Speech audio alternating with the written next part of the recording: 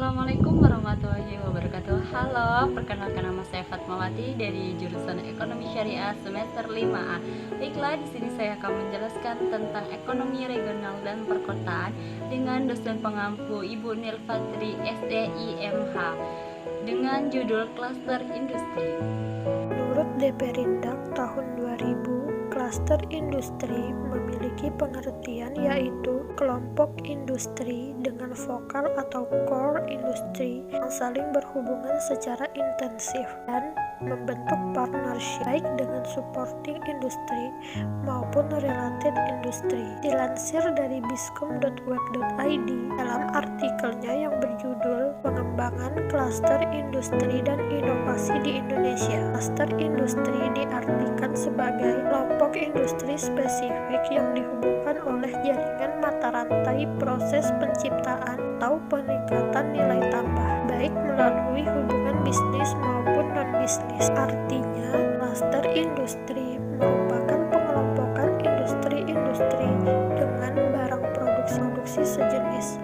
Namun, dalam sumber yang sama disebutkan klaster industri yang berkembang dan berdaya saing biasanya tidak melulu terfokus pada satu produk atau komoditi sektor saja, melainkan bersifat lintas sektor yang saling terkait dan berada di wilayah teritori atau geografis tertentu. Pernyataan ini selaras dengan pengertian dari Deperindak bahwa klaster industri memiliki vokal dan core industri yang berhubungan membentuk partnership. Praktiknya, klaster industri memiliki komponen-komponen yang sama-sama memiliki peran dalam keberlangsungan sebuah klaster industri dalam menghasilkan sebuah produk.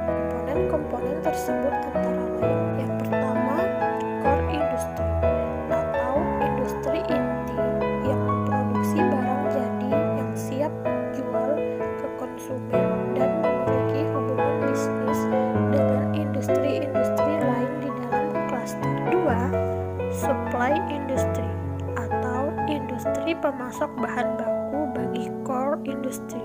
Ketiga, support industry atau produk dalam kegiatan produksi core industry maupun dalam kegiatan investasi core industry. Industri pendukung baik di bidang pasokan barang atau terakhir customer industry adalah massa atau orang-orang yang menggunakan barang produksi. Keberadaan klaster industri juga didukung dengan kebijakan-kebijakan dari pemangku wewenang atau pemerintah.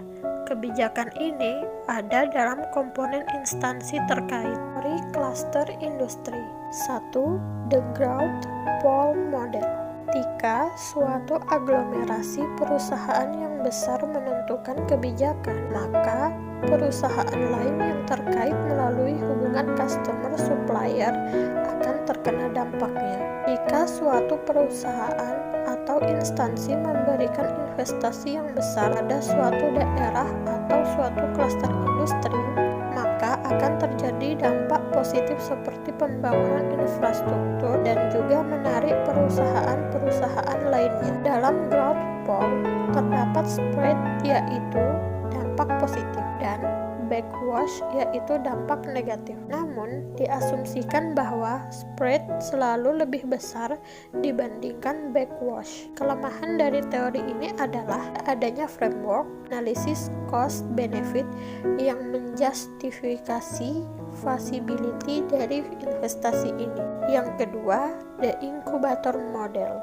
Model inkubator menyatakan bahwa semakin banyak sektor perusahaan yang ada dan semakin bervariasi ukuran perusahaan yang ada.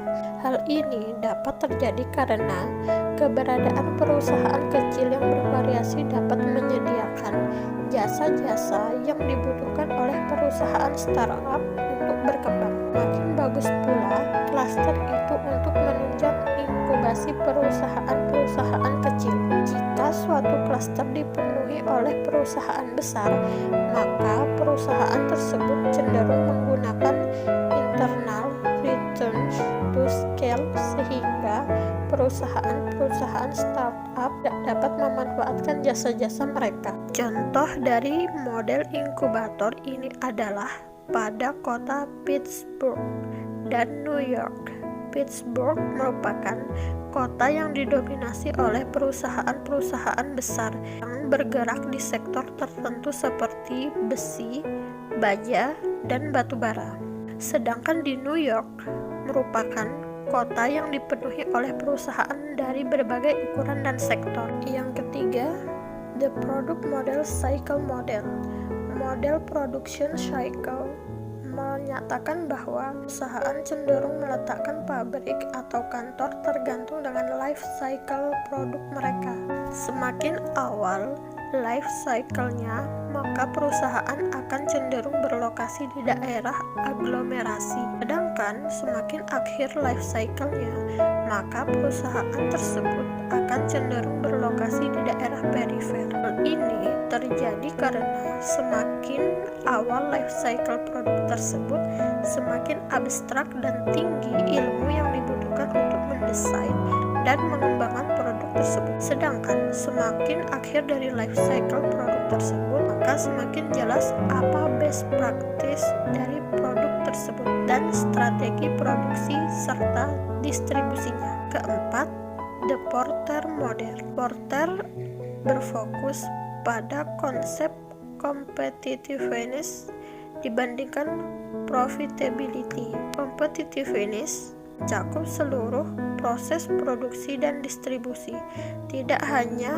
apakah menghasilkan untung atau tidak. Dengan adanya klaster, Porter berargumen bahwa perusahaan dapat meningkatkan laju pertukaran informasi serta komunikasi, sehingga akhirnya dapat meningkatkan inovasi.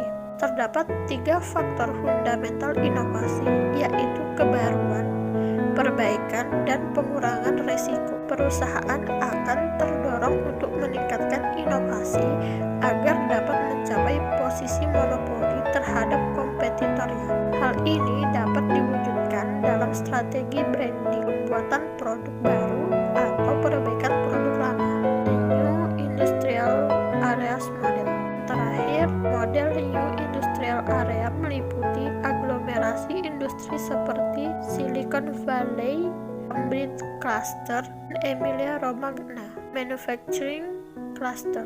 Menurut observasi, klaster ini berdasar model jaringan sosial karena terdiri dari perusahaan yang ukurannya berbeda namun satu sektor. Umumnya, perusahaan di klaster ini bersifat kooperatif dan tidak berkompetisi satu dengan yang lainnya.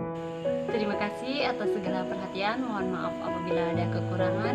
Itulah yang dapat saya jelaskan tentang klaster industri. Wassalamualaikum warahmatullahi wabarakatuh.